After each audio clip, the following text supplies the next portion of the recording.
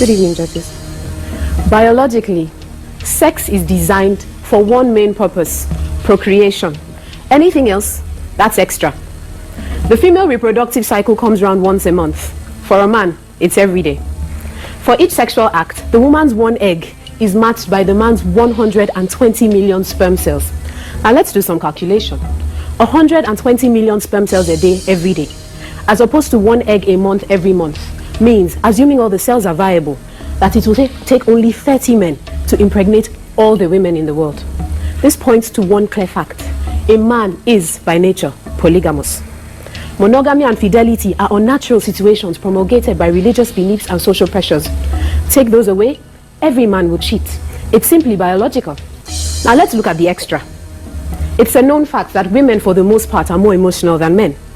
So it's natural that after a sexual encounter, she'll be attached. But because a man is visual and logical in nature, there's no emotion involved. For him, it's just a physical release that's got nothing to do with love. A man loves his woman by protecting and providing for her. Period. It's really quite simple. For a man, the physical and the emotional, two separate entities. Thank you. Isaiah 60 and 21 and 22, the points in 22. Thy people also shall be all righteous, they shall inherit the land forever. The branch of my planting, the work of my hands, that I may be glorified. A little one shall become 1,000, and a small one a strong nation. I, the Lord, will hasten it in his time. So this is talking about when we're set up in the kingdom, a little one shall become 1,000, and a small one a strong nation. That's talking about the men of Israel. We're going to have so many children. One man is going to have 1,000 children. And then another man is going to have so many children. It's going to be like a strong nation. And it's just going to be his children. And each man, we're going to multiply like that. We're going to have children upon children. But like I said, the Lord is going to restore us. He's going to restore us in the kingdom. We're going to get that ancient world stature and strength. We're going to get all that back. And it tells you right there, a little one shall become 1,000, and a small one a strong nation. That's talking about in the kingdom. And how is that going to happen? That's going to happen through sex. Isaiah the 60th chapter. I'm going to start at the 10th verse and read on down. It says, and the sons of strangers shall build up thy walls, and their kings shall minister unto thee. For in my wrath I smote thee, but in my favor have I had mercy on thee. So the sons of strangers, that's talking about the actual strangers, the other nations, shall build up thy walls. We're going to have them in slavery. So they're going to be building the kingdom of heaven, because we're not building nothing. We're not lifting a hand to move nothing. It says, for in my wrath I smote thee, but in my favor have I had mercy on thee. Therefore thy gates shall be open continually, they shall not be shut day nor night, that men may bring unto thee the forces of the Gentiles. That's talking about the actual Gentiles. We're going to take all of their substance, and that their kings may be brought. For the nation and kingdom that will not serve thee shall perish, yea, those nations shall be utterly wasted. Verse 13. And the glory of Lebanon shall come unto thee, the fir tree, the pine tree, the box together to beautify the place of my sanctuary, and I will make the place of my feet glorious. So the land of Israel, the land of Jerusalem, is going to be made glorious. It's going to be made glorious once again. The kingdom is going to be built up. We had a taste of that during the time of Solomon's reign, which was for about 40 years. Verse 14. The sons also of them that afflicted thee shall come bending unto thee, and they that despise thee shall bow themselves down at the soles of thy feet. And they shall call thee the city of the Lord. The word Zion means monument, the monument of the Holy One of Israel. Whereas thou hast been forsaken and hated, so that no man went through thee, I will make thee an eternal excellency, a joy of many generations.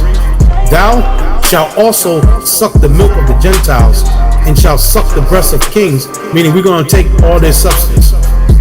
And thou shalt know that I am the Lord thy power, the Lord and thy Savior and thy Redeemer, the mighty one of Jacob. For brass I will bring thee gold, and for iron I will bring thee silver, and for wood brass, and for stones iron. And I will make thy officers peace, and thine exactors righteousness. Violence shall no more be heard in thy land, wasting nor destruction within thy borders, but thou shalt call thy walls salvation, and thy gates praise. The sun shall no more thy light by day, neither for brightness shall the moon give light unto thee, but the Lord shall be unto thee an everlasting light, and the power thy glory. The sun shall no more go down, meaning our kingdom is not going to go down. In other words, once we get back in power, we're going to be in power forever. The sun is never going to go down on our kingdom again. The sun is never going to set on our kingdom. We're going to always shine, and we're going to always be in that glory once we get into the kingdom of heaven. There's no more going back into slavery under the other nations. Esau's not going to rise back up and put us in captivity. Ham, Japheth, Ishmael, none of the other nations are going to rise up and take us down ever again. When we get on top this time, we're going to remain on top.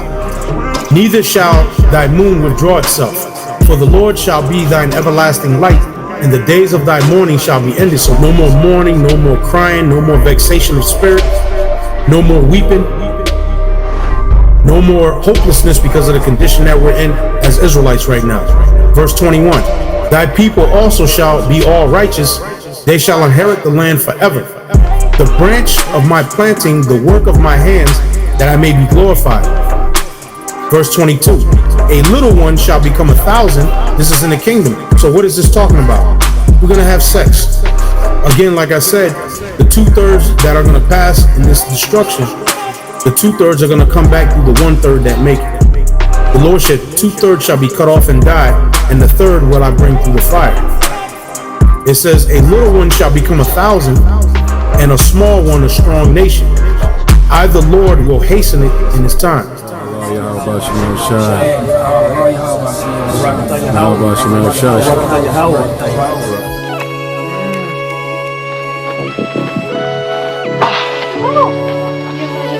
How's it going, Marie?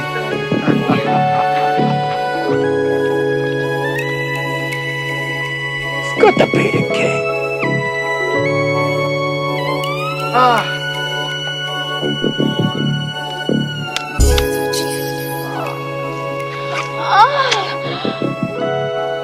It's good to be the king.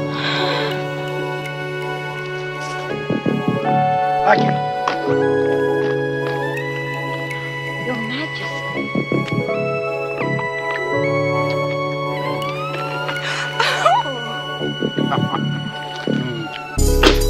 It's good to be the king.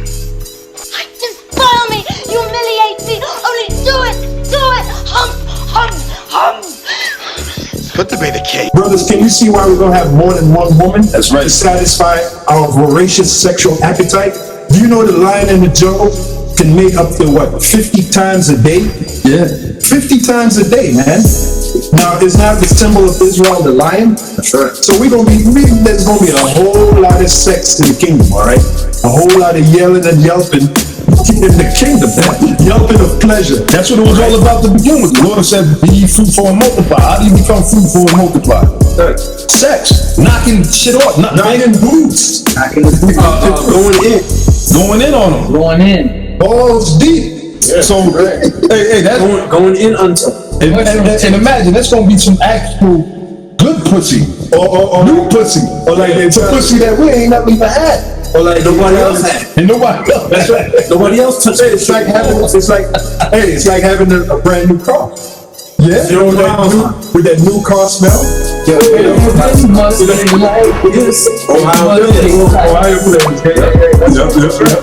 Hey, like the Italians say, we gonna give them the sausage. All is deep. That's right. Good clean girl. That's all part of us enjoying the kingdom, man. That's right. That's all part of the blessing that we're gonna get, brothers. Hey, the scriptures say the Most High said that on his right hand are pleasures evermore. Right? You know, so you think about that. You think about that. Think about it. So God created man in his own image. In the image of God created he him. Male and female created he them. And God blessed them. And God said unto them, be fruitful, and multiply, and replenish the earth, and subdue it, and have dominion over the fish of the sea, and over the fowl of the air, and over every living thing that moveth upon the earth.